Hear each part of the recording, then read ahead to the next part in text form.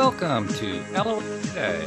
I'm Walt Thiessen, here with Uohna June Thiessen and Louis D'Souza. Today is Monday, April the 13th, 2020. It's 4 p.m. New York time, and wherever you are in the world, thank you for joining us for another episode of LOA Today, your daily dose of happy.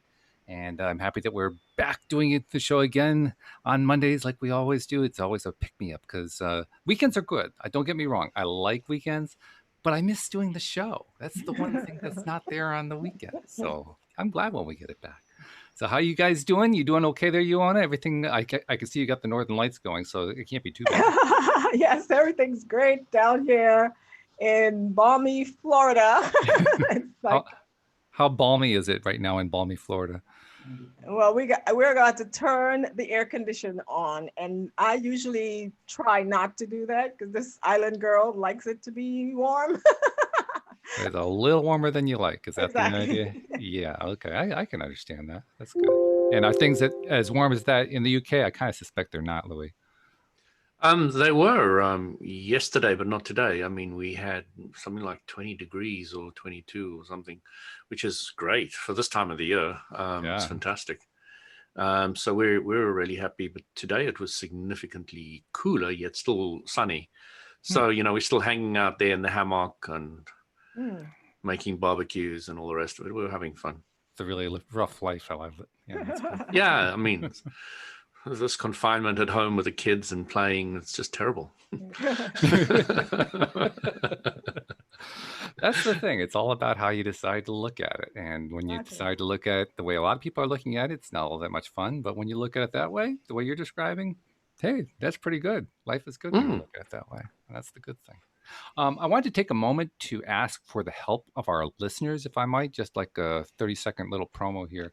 I'm doing some promotion to reach out to people who have not yet heard about LOA Today and to encourage them to become subscribers. So I've created a post that I'm promoting. It's on the LOA Today page on Facebook. So I'm asking any listener who is willing to do it to go to the page, look for the little promo. You'll see it's got 8 pictures of us, myself and the other 7 co-hosts. And if you could just put a comment on there. I mean, like it, sure, that's great. Sharing it is fine too. But what I'm really looking for are comments telling how much you love LOA Today, because presumably you do. That's why you keep listening to it. Because I want other people who are seeing the promotion to see, yeah, people do actually like this show. It kind of gives them that little bit of an extra push to go give it a try and see what it sounds like. So if you're so inclined, I mean, I'm not obviously in any position to demand it, but and I wouldn't do that anyway. But if you're so inclined, we would put a little comment there. Well, we'd love that, Just do it, guys. Exactly. Just do it. And something else we're just doing today, Uohna has been sending me notes each Sunday before we do a Monday show with ideas for topics. And the topic that she mentioned yesterday is a book that I haven't read in a while, now that I think about it. But it's a good book. And it's not a book. Wasn't there a book by that title? Oh, probably, but I was talking about the course. Okay. Oh, you meant the Science of Wellness course from Yale. Okay, well, there was a book by that same title, wasn't there? I realized I had the wrong name. It was Science of Wellness, and I said well-being or something. Ah, okay. Because I'm pretty sure there's a book called The Science of Wellness, and so probably, yeah, I'm sure, yeah. If not, you should write it. So there we go. Okay, well then we'll just go back about 10 seconds and we'll redo that section. Right. And we'll say, we're going to be talking about the science of well-being, which is, that's based on the idea of the course that the Yale University professor released to the public last week, or was it 2 weeks ago? I can't remember when it was. But now, is there a particular reason why you wanted to bring up the course? Because that's an interesting topic too. That's just not the one I had in mind. So tell me what you had in mind. Oh, I've just been enjoying it so much and just learning all kinds of stuff. So I wanted to share and discuss, that's one of the disadvantages of doing online courses is that you don't have a class mate to bounce ideas off and that kind of stuff, so you read something exciting and there's nobody to say, hey, look what I just learned or something like that. So I thought this would be good. And other people can probably be motivated enough to go and check out the course too, maybe. Okay, that sounds good. Well, certainly lots of people have been checking out that course.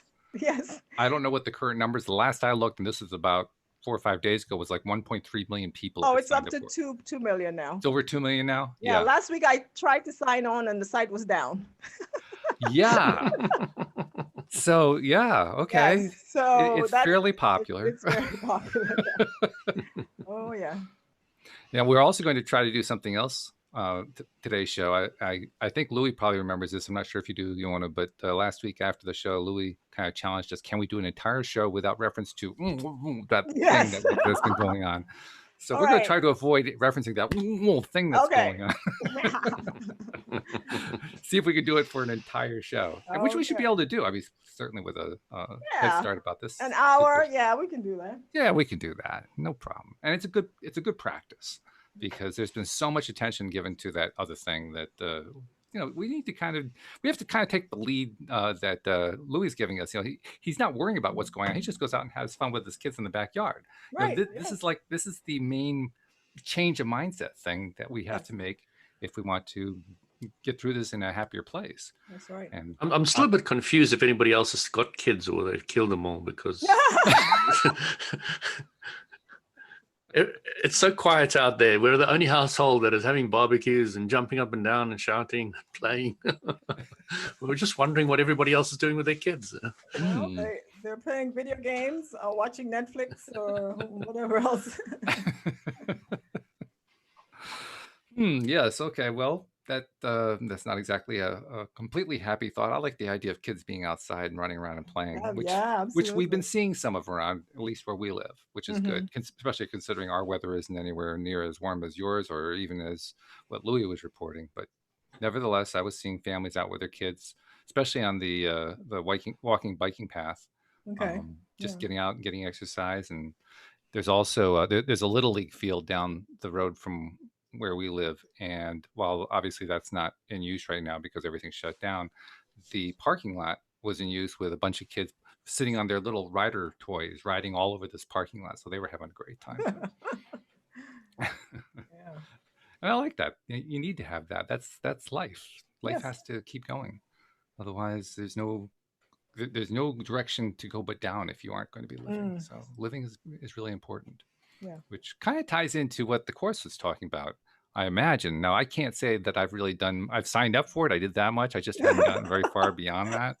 So maybe you can give us like a little idea of what the course touches on, just so we can have a context. And then so this course, of course, was designed several years ago, but now it's become extremely popular. We know why. But so what it is, she's sharing research with the students and everybody else who joins in on what they've learned about wellness and how to cultivate it and how to cultivate happiness. And some of the interesting things that they've learned is that there are a lot of times what we think will make us happy doesn't necessarily equate. And they've done research with that, where they've asked people, so what do you think some of the things will make you happiest? And they gave certain things and they said, how happy you think you'll be once you get this? And they gave a number. And then several months or years went by and they measured them again. And sure enough, some of them had accomplished the stuff, but the measure of happiness they thought they would have gotten was not quite near what they got. And also vice versa, some of them who didn't get some of the things that they wanted, turned out they weren't they weren't as disappointed as they thought they'd be. So those were some of the things. So the idea is that she wants us to understand that there is a science to happiness and wellness, and that it's not necessarily intuitive. She mentions one of the thing about this GI Joe fallacy. That's in like the first video, where the GI Joe fallacy is the idea that once you know what brings you happiness, there you are, you're happy. And she's saying that's not necessarily the case. It's actually applying it, because she said that even though she is the professor of happiness, she is more of a dopey, she calls herself. Okay. Yeah, she's well versed on the science, but in terms of the application, she's not as good. So she's trying to find out, what things that can actually put into practice to help, improve your happiness or wellness levels. I wonder, Louis, what would have happened if she had gone at this course not just from the perspective of positive psychology and what's officially accepted within psychology circles, but also if she had introduced some of the concepts that Abraham-Hicks teaches. I have a feeling that it would be an entirely different course if she did that. Well, I can tell you exactly what would happen. Go It for would it. be very, very short. Okay. When you focus on what you want, you feel better and you're going in the right direction. When you focus on what you don't want, you're not, and that's it. It's funny too. It's so simple that you can't make a course out of it. Well, I don't know. Abraham makes workshops out of it that go on continuously, so I think they're doing a pretty good job. It's not the philosophy that's complicated. It's everybody's complications they bring to the table so they can make simple. Mm-hmm. Yeah, that's true. Yeah, and it was even built into the part that Uohna was just describing there, how she was trying to identify what people thought would make them happy, and then finding that it wasn't really going to make them happy. And I could just hear Abraham saying, okay, so you just go for the next thing that you think will make you happy, whereas she wants to study the thing and find out, well, why didn't it make them happy? No, because her premise is that there are things that will make us happy as individuals, but there are two things that she talked about. One is the idea of our conscious knowing of something and our subconscious habits that are not in alignment. Mm-hmm. And then she talked about self-knowledge. Like one of the things in the course for the first week, there's this signature strength assessment that you take. There's like 3 or 4 that she recommends. And you can go on there and take these assessments, and then it helps you to identify your top signature strengths. And what she says is that, according to the research by Dr. Siegelman, is that when people are allowed to practice or be engaged in opportunities that allow them to use their signature strengths, that they're much happier. So in fact, if they have a job or some kind of volunteer activity that allows them to use their signature strengths, then they tend to be a lot happier than if they were doing something that utilizes other signature strengths that other people may value, but they don't necessarily value. And a lot of times people don't know what their signature strengths are. They know what they would like it to be and what they think are admirable. Define signature strength. Oh, so there's like a bunch of them. Let me see. So there is bravery, creativity, fearlessness, gratitude, humor. I can tell you what when I did the assessment, my top 5. But I'm still unclear what the definition of signature strength is. So it's certain characteristics that you value. Right. Okay. Yeah. So you won't be surprised to learn what my top signature strength is. The love of learning. What a shock. I don't know if I can take this one. Yeah, I took that and I saw that and I had to share it with Mark. I was like, look at this. This is why I love learning so much. It's my top signature strength. And that has to do with mastering new skills, learning new bodies of knowledge, and applying directed curiosity to systematically increasing what you know about a topic. The second one for me is love, valuing close relationships, sharing, caring, reciprocal type relationships with others. Third is curiosity, which is of course related to the first one. Interest in some kind of ongoing experience, finding topics and subjects fascinating, exploring, discovering. Fourth is zest, excited about life, productive life, and I can't read my own handwriting. Oh, not approaching life half-heartedly, but with energy and gusto. And then the fifth one is leadership, encouraging a group to get things done, to accomplish goals, maintaining cohesive organizing activities, evaluating outcome, that kind of. So those were my top 5. And so what she's saying is that a lot of times people get into jobs and careers that have nothing, they're not in alignment with their signature strengths. Sure. And so they tend to be unfulfilled and therefore unhappy as a result. So number 4 really sticks out for me on the list of 5 for you, just because that's huge. This idea of just going for it. You go for it all the Yeah. time. Yes. Since I first met you, it's always go for it, go for it, go for it. I know. So when I got this, I was like, oh, okay, this like makes so much sense now. Yeah. So I'm curiously waiting for Mark to do his to see what his top strengths are. So okay. Yeah. So it isn't so much. Well, I guess it is strengths in a sense. It strikes me as more like interests.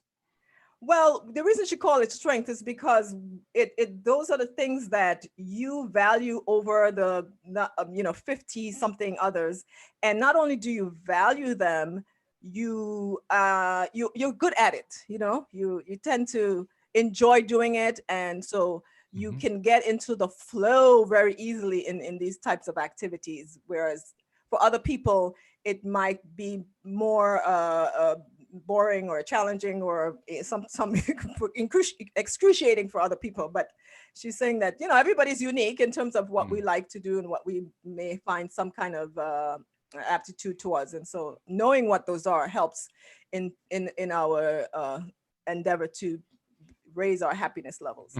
Yeah, I mean, it's probably, you say tomato, I say tomato, that kind of thing. But to me, those are interests, and I think interests are really important. Knowing what your interests are, I think I kind of agree with the premise of her course there, that a lot of people really don't have a clear idea of what their interests are, Yeah. or as you're just calling, or as she's calling them, the strengths. Right. Just they're it's not a common thing in society at large to do that kind of introspective look. Yes. Yeah. And so I'm glad that they're doing that. She's teaching too.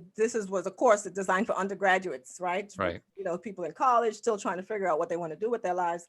And what she found was that a lot of them thought that making a lot of money and prestige and all this kind of stuff was what they thought were important and what they were striving after. But then they would get into these careers where they would not be fulfilled, and those are probably the reasons why.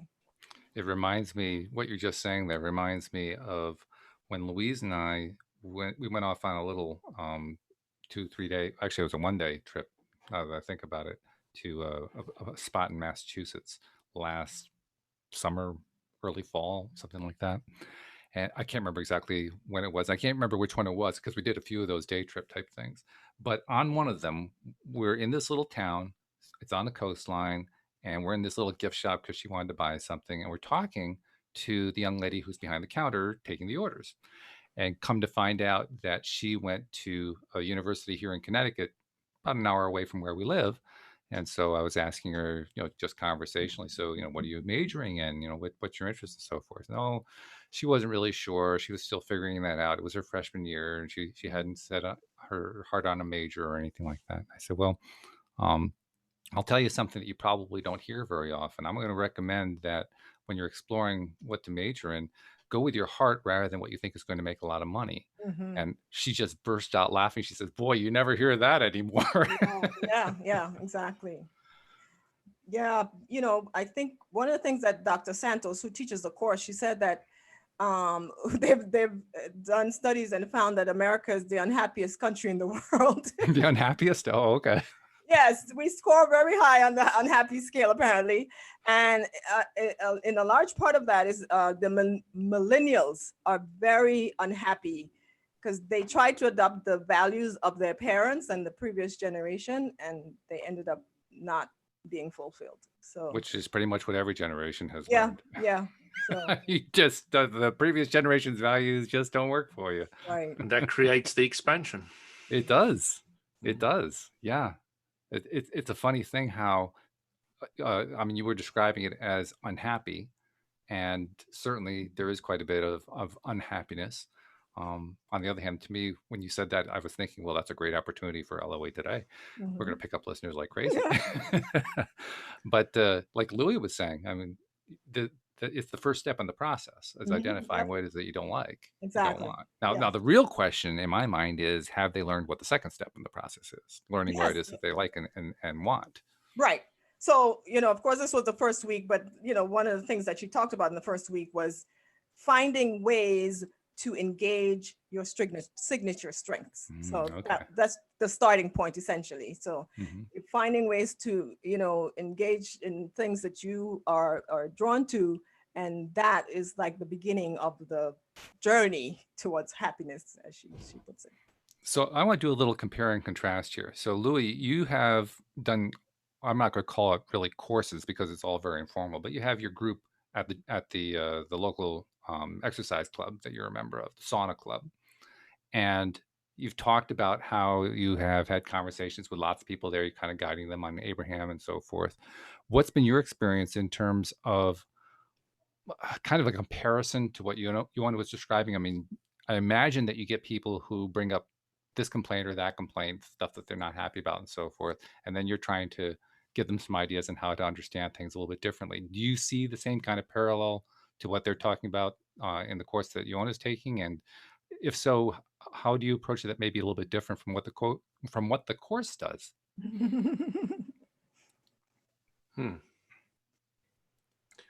I'm not 100% clear how the course is helping them, breaking them down into what they like, what they feel they're good at. I would do that to a degree as well. I would get them to focus more on what they want. Not massively different, I don't think. The thing that I understand very clearly is that I have a strong desire to talk to those people who are interested, and I tend to bump into them all the time. And because I know my point of attraction is drawing the correct people to me, I don't even have to do any work in any of that at all. I just have to be clear about what I want, and then the universe will go and deliver the correct people. So my conversations are really, really good. I mean, they're phenomenal. They are right place, right time, right tempo, right, it's just beautiful. It's a delight for me. It's just so incredibly nice. So it's the fact that it's informal and not an organized course that you sign up online, that doesn't seem to have detracted from the experience at all. Well, I think it's enhanced it by miles because it isn't. I think that, when you bump into that individual that really gives you that aha on the street or wherever you bump into them, and, it's a really nice experience. In other words, you're catching them at a moment where not only are they open to new ideas, but they are, I'm kind of inferring here, you tell me if I'm on the wrong track here. I'm kind of inferring that you're not just catching them when they're ready to learn something new, but when they are ready to hear one particular message, that you're the right person to deliver that message to them. Yes. Not necessarily perfect all the time, but I do the best I can to be as clear as I can in the best way I can. And from the results, from the shake my hand, thank you so much, it's really been nice talking to you, and I get all of that again and again and again, to the degree I'm really, I feel I've hit the nail on the head. And you can always feel when a conversation is going well or when it's not. It's very, very easy. It doesn't take any effort at all to know and to adjust it. There's a very interesting thing going on here, and it kind of points back to what you were talking about, Uohna, a few moments ago, when you said the one thing that's always missing from an online course is you can't really go interact with the other students and say, look what I just read and so forth. And so I'm wondering, what do you think? I mean, on the one hand, this course is reaching over 2 million people. Clearly, it's having, on a numeric scale, a gigantic impact. Right. On the other hand, it's missing that other component, which is the one that Louis was pretty much just talking about right now, that personal give and take thing. What do you think the trade-off is there? Is it a good trade-off? Yes, it is a good trade-off. But I actually just joined one of the Facebook groups started by the students. So there are a number of Facebook groups that have been started as far as the that class is concerned. They all have the same name, which is kind of weird. But I joined one, and I don't think there's an official one because these all have a few hundred people when there are millions of people taking the class. But the advantage of having a course like this, just like Louis was saying, that people find him when they're either in a particular situation in their lives, right? And so now that we have this particular situation in the world, and people aren't able to bump into people, as they should as they can in the physical situation, they can go online and find these material, and you know, and they are in a place where they're ready to hear something that they probably would not have been ready to at some other time in their experience, you know. So that's an interesting point, because it's a very valid point. Yeah. The online, and I mean many people are going online now during this period to promote whatever they want to share or teach or show or whatever.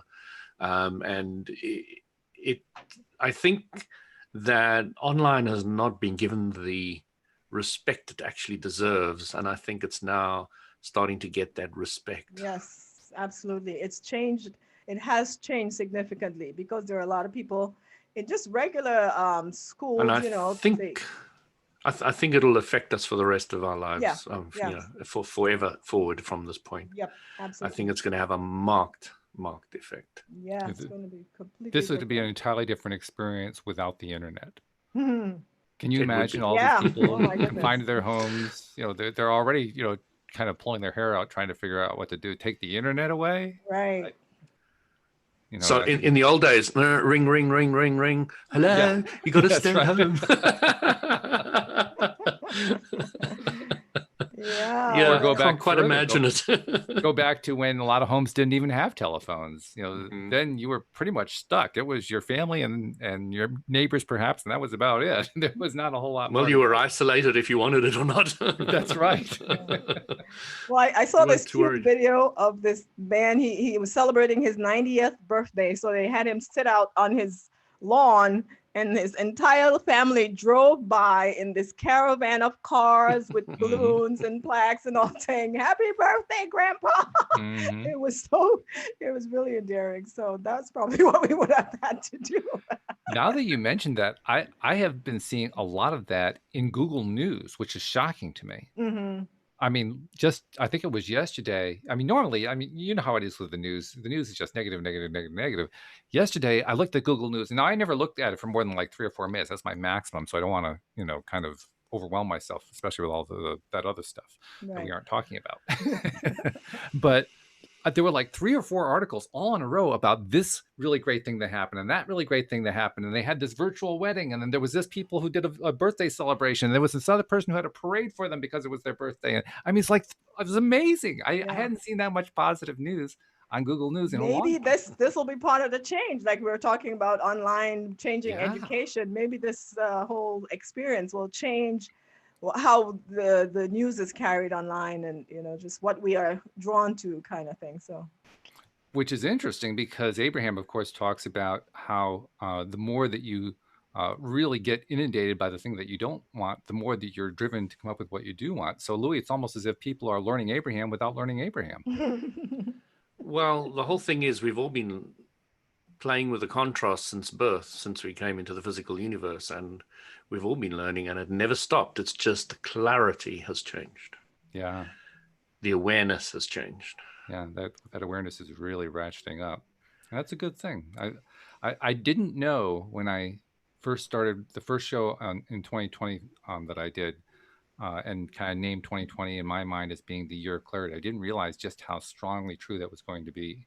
But you just gave one more example of it. There's a lot of clarity that a lot of people are coming to in ways that I'm sure they never really anticipated when the year began. They probably never even thought about it. I did, but most people did. You know, most people. But I also feel 2020, of course, if you got 2020 vision, you got perfect vision. So, you know, I really think it's going to be a lot to do with the eyes and to do with visualizing, you know. That brings me to something. Oh, okay. Well, you have a segue. Let's go for it. Yes, because even though I'm taking this course with the science of wellness, I know that you know, those involved teaching and creating the course are not practitioners of energy psychology or any type of universal law. So, you know, I actually extend my learning outside of the course as far as that is concerned. And I tie it into what I have been learning. And so when I was learning about the signature strengths, it led me to go back to some videos I had seen on YouTube and this is to give credit where it's due. Colin Hiles, I think that's his name. He's actually, I think, from the UK. And he has a series of videos, and he is all about energy and mindset. And he was reminding us that what you experience, what you have, what is reflected in your life is based on your dominant energy, your dominant vibration, which comes from your beliefs, which comes from your thoughts. And because one of the things that Laurie Santos of Yale was saying is that they know what to do in logically, as far as their conscious awareness is concerned, but as far as the habits, the subconscious awareness, that's where they have trouble affecting the change.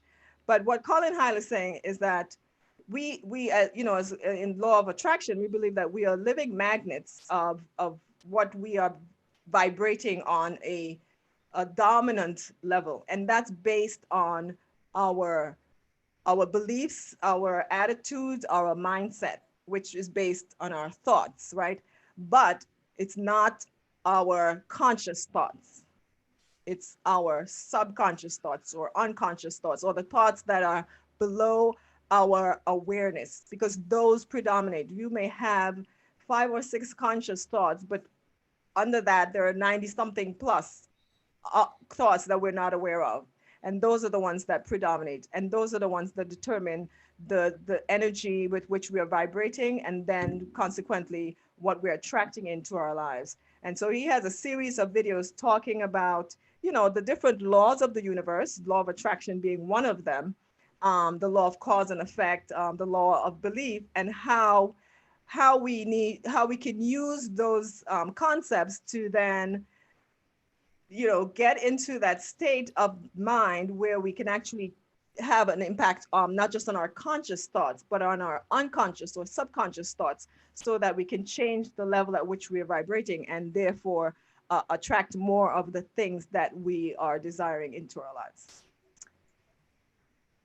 So I'm trying to draw the connection. Where was the segue? That's the part that I'm missing. All that's very interesting. I like that. I mean, don't get me wrong. I'm just not quite drawing the connection. So, but that's all right. No, yeah, because it led me to think about habits and how habits are formed or broken, and how habits actually could determine our life. And that's one of the things that Laurie Santos, that's Dr. Santos of Yale, she talks about habits and how habits are formed, from very early in our lives, and how they basically rule our lives for the rest of our lives, unless we make a conscious effort to change those. And it doesn't happen just by our thinking, right? And what I've been learning from other teachers outside of Laurie Santos in other writings, like, Dr. Dispenza and, Dr. Chopra and others, is that when we are wanting to engage the subconscious, it takes more than conscious thoughts. It takes more than our thinking, our logical thinking. We have to go below the surface, and that's not obvious. Well, I got because when I first encountered the law of attraction, and I learned that the thoughts are positive. Sorry, not positive. Thoughts are powerful, and that they can have impact on your life. Thoughts are energy, and I was all excited about that. But what I learned over the years is that what the law of attraction opened me up to was the idea that it's all about energy. And while our thoughts are energy, they are nowhere near as powerful as our emotional energies. The brain is not as powerful as the heart in terms of the vibrational energy that it sends out into the universe. So let's do a little compare and contrast to what Abraham tells us, because their message is a little bit different, I think, from that. First and foremost, they treat the ideas of consciousness and subconsciousness differently from the way the field of psychology treats it. Am I wrong about that, Louis? I mean, they basically to kind of throw out the idea of subconscious as being a separate thing. Well, you know, everything I've heard from Uohna now about these guys talking about subconscious, they're not saying anywhere along the line that you create your own subconscious thoughts or programs. They're not saying that. And to me, that is the first big error in their teaching, because you should not start thinking that the subconscious or unconscious mind is a mind that is put on you or enforced on you. It's something you've done to yourself. So that's not what I'm saying. Thoughts. No, but what I'm saying is you've never anywhere along the way said that these teachers say that you create your subconscious programs.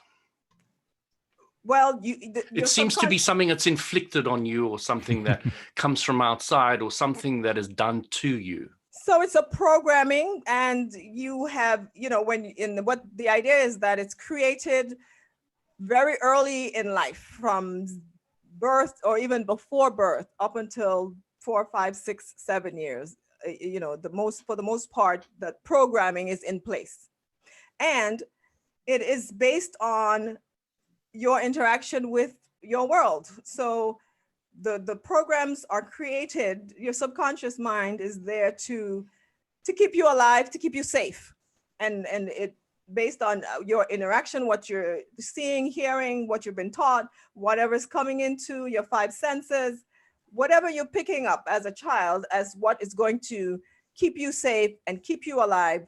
Those become the programs that then govern most of your life. Not disagreeing with it, but are they agreeing? Are they stating very clearly that even as a child, you create your own reality and you allow those programs? You wouldn't even have been drawn to those parents if you weren't a vibrational match. Right. I agree with you that true. You may have had some impact in terms of some or all impact. Which one? I'm not sure, but that's not the point that I'm making. The point is you do have a subconscious that is a program that is running. That is created by yourself. No? That is sending out vibrations, and those vibrations are what are predominating as far as what you're attracting in your life. Then when you become aware that, oh, my thoughts are things and they have energy and I can think things, but you think things and they don't manifest. That's because the real powerhouse that's driving the vibrational energy coming from your body are the programs. Those are the thoughts that are predominating. So you said another thing. You said the emotions are more powerful than the thought. Yes. Now, from my simplistic understanding, your thoughts create your emotions. If you think about a certain subject, you will have an emotional reaction to it. And the emotional reaction to it will cause a mental picture again. And it's a cyclic thing that goes from thought to emotion, emotion to thought. And I wouldn't say one is more powerful than the other. I would say that they're probably on par, and both are equally important, I would say. So 2 things I would say to that. One is that the energy coming out, the electromagnetic energy measured from your brain is I forgot what the number is, but anyways, from your heart is like 5,000 times what is coming out from your brain as far as electromagnetic energy is concerned. Fair enough. They proved that you don't think from your brain in any case. So you think from every cell in your body. Exactly. That's what Deepak says. So that's right. So the thoughts that you're thinking that are conscious, you're only aware of the conscious thoughts, the logical thoughts, the thoughts that make sense, but you are having thousands of subconscious thoughts that are driving your emotion that you are not aware of. So that is what is actually attracting to you into your world or into your experience that you're having. And the other thing, that is why even in the teachings of law of attraction, they tell you when you do any of these various methods of practicing to reprogram, quote unquote, your mind, you have to engage the emotions, because they know that that is where the real energy is driving the whole process. It's in the emotions. That's what emotions mean, energy in motion. So that's why sometimes you will have a thought, and the thought is probably, you know, positive, something happy, but something feels because there are other thoughts. So you might be listening to me now with your senses, and you're hearing me and you can see me. That's, you know, conscious thoughts. But at the same time, there's something else going on. There's a lot of other thoughts related to your beliefs and your background and your programming that are also running at the same time, that are also being fired. So let's talk about some of these subconscious thoughts or programs that are running. Some of them are making your heart tick. Right. Some of them are making you breathe. Yeah. Some of them are doing many other things. So yes. Some of them are very, very beneficial. Right. Keeping you alive. Yeah. Yeah. So generally when people are talking about subconscious programs, they generally want to get rid of. They're talking about some active thought that they thought in the past that's become active in not necessarily a conscious way because you've changed subjects, focus, age, etc., and you're looking at things differently. So you've still got some of the old thoughts that you've programmed yourself with sitting in the background that you want to get rid of. Now, Abram would say, don't bother about getting rid of them. Start creating new pipes, clean, and you know, going into those old pipes and chipping out all the old dirt is just not on. So the way you get clean water in is by focus consciously on what you want and forget about the rest. So they tell you in the Abraham-Hicks teachings is, you know, don't look at this as anything else than use your focused conscious awareness of what you want to clean out any old program which you might not like.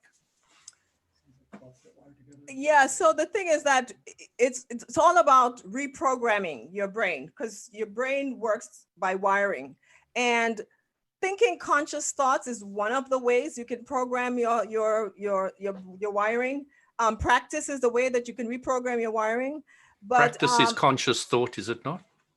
Right, and that's what athletes and musicians do. They rewire their brains by practicing. But what people like Dr. Lipton is saying, those are the slowest processes. In fact, Dr. Lipton says, and he gives about 7 ways you could reprogram your conscious, your subconscious. And he says that hypnosis is the quickest, most powerful way. And here's why. He said that we were programmed when we were under 7, under 5, when our brains were vibrating mostly in the theta state. So we have beta, alpha, theta, delta. So in those low, very low vibrations, that's when most of the programming happened. And so to be able to reprogram quickly and effectively, you access those states again. So hypnosis allows you to do that most powerfully. He's talked about, you know, when you're just before going to sleep or just waking up, that's another way you access those very low vibrational states. Meditation is another way. So practice is one of the ways you reprogram yourself. We've all used it all our lives in school, you know, whatever it is that we've learned, we've practiced, and it's caused rewiring. But now we know that that is actually a slower, not as effective process in terms of actually accessing and implanting these connections or new neural connections into our subconscious the way that we would like them to be. So can you hypnotize yourself? No, but he talks about auto hypnosis, and you know, he mentions things like you could use, you've mentioned before, those binaural beats and others. So that's one of the things he did talk about, that hypnosis does involve, in general, you going to someone. So it's not always the best and most convenient way. But he says that when as you're going to sleep and as you're waking up, if you use pictures or images or stories or affirmations, those are auto hypnosis process. They're not as effective as if you had a hypnotist working with you. But so I have a question. Abram says this, which is quite interesting. Well, sorry. That's right. I just wanted to add something to this conversation with my question, because my question is, how do they know that it's more effective? How do they know that these other approaches that are not specifically driven through the conscious mind are faster and more effective? Oh, they've actually measured it and studied it. So they've worked with people, especially people who have veterans who have post-traumatic stress syndromes, people who have really traumatic phobias and other issues on a psychological level. And they've used, they've used hypnosis as compared it to other groups and seen which one has been more effective. And which one? Actually, faster. I'm still trying to clarify what we're talking about here. Faster means more effective? No, faster means it happened in one session as opposed to some other method. You would have to probably repeat the session. And also more effective means that it lasts indefinitely. Like if you go back a year from now, they still have the same. Okay, so Louis, go ahead. I'll interject a little bit later, but that's the foundation I want to get in there. So good. Okay, go. So now that I'm clear about what Uohna's talking about, Abram makes the statement that it's easier to get somebody to still the mind than it is to get them to focus on what they want. Now, focusing on what they want is a way of reprogramming, yes. And what they are saying is that when you go into a certain, beta or alpha or whatever state, it's more effective. And that is when you go to sleep, wake up, meditate. Hypnosis, it gets you into that state.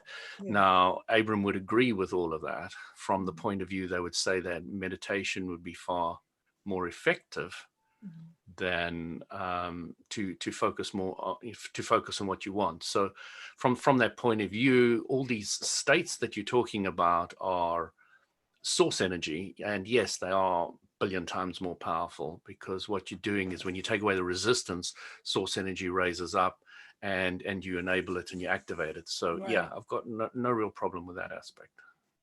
And that's the key word, I think, is resistance, because the cases that they're outlining, according to what Uohna was telling us, are cases of PTSD, people with high degrees of traumatic experience that they're trying to overcome. Well, yeah, somebody like that's going to have a lot of resistance in the way. But that's not the only people they've worked with, Walt. They've worked with regular people. I mean, they talk about things like if you if you say you want a certain job, you're intending for this job and at this company and you want to make this amount of money, blah, blah, blah. And what they are able to do is to realize that even though consciously that's what you want, they are able to go into the subconscious of this person and realize that they have beliefs that are actually in conflict with that.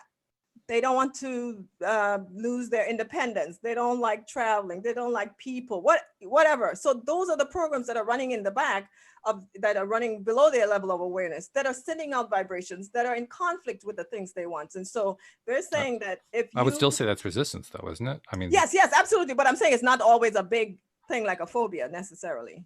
Well, I think the point, though, is that if it's a strong level of resistance, whatever it's caused by, whether it's caused by something severe like PTSD or something less severe like normal everyday stresses that people deal with, it's still resistance, and it's still very highly resistant. That's why we call it resistance. So it's a strong. And a lot of times, though, the point is we are not aware that there is resistance. Well, a lot of times we're not. Sometimes we are learning it. That's one of the reasons why.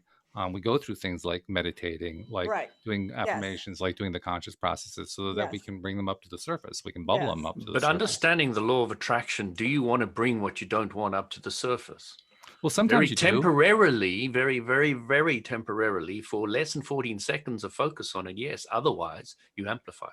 Well, I think that's the point, though. We do want to bring it up because we've also learned that when we bring it up, it makes it easier for us to let it go. Exactly. And that's the whole point. You're right. I agree with you. We don't want to hang on to it. Hanging on to it is probably about the last thing we want to do. That thing as fast as you can. But it's being aware of what it is that we want to let go. So we can do, a general affirmation and say, I let go of all resistance, or we can say, you can actually uncover what that specific thing is, that specific. I'm scared of spiders. I want to be happy with them now. Right. And that doesn't work for a lot of people. So that's why they go back to the wiring, the programming that is in place that is causing them to be afraid of spiders, and removing that programming or rewiring that programming so that they're no longer afraid of spiders. That's the whole idea. How can you do that without poking around in all the things you don't want and amplifying it? I don't see how you can do it. Well, to me, that's a funny thing for you to say, actually. And the reason I say it's a funny thing for you to say is that you're the one who very often speaks about how great it is to dig around the contrast, how wonderful the contrast is. Mm-hmm. So the contrast is not always something to be avoided, you know. I mean, we don't want to spend time there, but sometimes it's useful to uncover that, because then we can remove those blocks and be free to manifest what we do want. Yeah. So, you know, I've got no problem with the contrasty aspect or the first step, and it's just the time frame. It just seems that when people poking around in it, generally takes too long to do it. I just think it's, it's very difficult for that whole spider thing to come up, or the reason why you're scared of them, without poking around for quite a while. I don't know. No, so like I was mentioning, you know, those are phobias, right? And those are very specific, issues that people have. But we, as practitioners, well, not necessarily. You don't really know, because you're still really digging into the reason why. No, what I'm saying is, when we're trying to manifest in our lives, it's usually beyond, I want to be free of my fear of spiders. Now, that can be the case for some people. I'm not disputing that, you know. I probably want to manifest, be free of my fear of snakes, but those are not necessarily the things I'm working on. I want to manifest world domination. Well, you've heard her here first, folks. She's named So I want to know, what are the blocks? No, I'm just kidding. But what I'm saying is that there are other things we want to manifest: health, wealth, relationship, whatever it is that we want to manifest. And so the idea of reprogramming on our minds to be able to do that, to be able to be at that vibrational state that attracts these things to us, it sometimes requires us accessing our subconscious, for one, removing the blocks, and two, placing these desires, these positive, these wants, into our subconscious. So it goes beyond just us thinking that we want to do that, but actually having thousands of thoughts and ideas and beliefs and mindsets and attitude and physiology that is related to that. And so we are in a much better place as far as attracting those things to ourselves are concerned. Okay. I don't think we're actually saying a whole lot different here. I think what's interesting is we have different perspectives that we're coming into the same topic with. That's kind of fun. That's one of the reasons why I like the idea of doing the compare and contrast, because psychology, positive psychology in particular, comes at it in one direction. Mm-hmm. Abraham comes into it from a different direction. Some of the other teachers that are out there, well, they all come up from their own perspectives too. Yeah. And on the one hand, people can get confused about it by hearing the different perspectives, but on the other hand, this is what it works out from my perspective. It becomes really educational to understand, well, this person's thinking about this way and that person's thinking about that way, and gee, I wonder what I can learn out of that. Yes, that's yes. where I do my best learning. Yes, that's me too, I tell you, because just doing the show with you guys have caused me to expand my understanding and my desire to like really sink my teeth into this whole thing, you know. So it's been great. And then taking the course and relating that to, you know, Dr. Chopra's writing or Dr. Dispenza's writing or some other, you know, reading that I'm doing, it's been really fun. It is an interesting question, though, that we're kind of raising here. The question of, on the one hand, Louis has been kind of our person elucidating the ideas of Abraham, basically saying the most simple approach is the Abraham approach, the approach of following their 5-step process, and of, you know, breaking it down really simply to what is interesting to you, what do you like, what is it that you want, what is it that you desire, just keeping it that simple. And on the other hand, you have the positive psychology approach, basically saying, well, the most simple, direct way to get there is to go to the subconscious mind, bypass the conscious mind entirely, start messing around with hypnosis and so forth. And I'm thinking to myself, well, they're two very different approaches, very, very different approaches. Well, and yet they very much cover the same thing. And that's what's so interesting about it. Because the positive psychologists, they say, like, you know, Louis always talks about he always mentioned practice, or is it practice? I think that's what he said. So he said his teacher told him that he must practice, practice, practice, practice, practice. And as far as they're concerned, that's one of the way. It's the most popular way, but it's not necessarily the most effective way of reprogramming your subconscious. Which we now understand is very true. And finding your own way to access or to remove resistance, to slow thought, to let your bank of everything you want come into manifestation, then stilling the mind, quietening it, having out-of-body experiences, focusing before you go to sleep to be on a high vibrational place, so that when you wake up in the morning, you're on that high vibrational place. And you can use that to program yourself as well with clearer intent, etc. Yes, got no real problem with any of it, but it's the clarity with which people understand how it all works. Yeah, which to me is very, very important. Yes, it is. Yeah, because like I said, you know, it's been, how long have I been studying, quote unquote, law of attraction? And still it's like, oh yeah, and there's like, yeah. So, you know, anyways, this kind of helped distill it for me, at least. Because they talked about, you know, the hypnosis, vision boards, gratitude journals, affirmation, active meditation, EFT, all of these are things that other people use as a way of changing the subconscious programs. And I come back also to what we talked about earlier, the role of resistance in the whole process. Yes, yes. Clearly on the positive psychology side, a lot of what they were talking about was various relatively high levels of resistance that they found were easier to get around if you went through the subconscious mind than through the conscious mind. Right. But also Abraham comes at the same thing. They come at it slightly differently, but they come at the same idea of resistance by simply saying you let go of it, which is what the positive psychology people would say. Well, they can't let go of it. They've been trying so hard. They can't let go of it, mostly because they don't even know that it's there. Right. And they're both valid viewpoints. I think what happens, though, is the positive psychology is really helpful in the early stages of development. The Abraham teaching actually, I think, becomes stronger in the later stages of development. And I say that because as we develop, we learn how to encounter our own resistances. We learn how to identify them and bring them up and let them go and that kind of thing. And there are a lot of different ways that we do that. But ultimately, we become better resistance letter goers. Is that a verb? I don't know if that's a valid word or not, but I'm going to make it up as one right now and say we get better and better just letting go of this stuff. That's true. And I think, Walt, that's important to share with the listeners. At least I found this very comforting because, you know, when you are a practitioner, and you think you're doing what you learned and things aren't working out, you're frustrated, like, why? I'm having positive thoughts here, and you know, I'm sending out positive vibrations, but you know, so that's been my experience, you know, in the beginning. It's like I was doing what I thought they said I should be doing, but still I was not getting all the results that I wanted. So now I have a better understanding why. That has been very clearly explained in the universe does not hear what you say. Yep, hears absolutely. What you mean. Well, I say here's what you feel. What's the difference between meaning and feeling?